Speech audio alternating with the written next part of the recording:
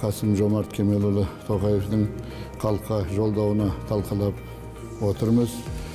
Өте маңызды және өте күрделі мәселелер қамтылған. Оның ішінде әсіресе мына елдің бірлігі, ынтымағы, елдің бірлігін сақтау, оған жалпы халық болып билік бірге соған қызмет етуіне нақты тапсырмалар, халықтың тұрмыс жағдайын көтеру, бұл енді негізгі мәселе. Мына иншалла бұған өте көңіл бөліп жатыр.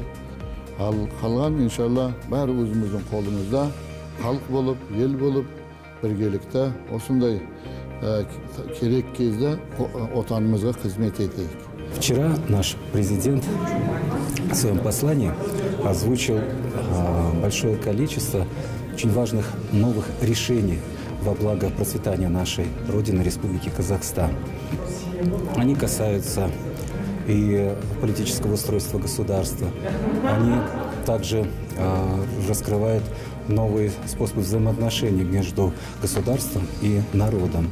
Они касаются СМИ, то есть проблемы средств массовой информации. Они также касаются и нового устройства нашей страны, то есть появились и новые районы, и новые названия городов.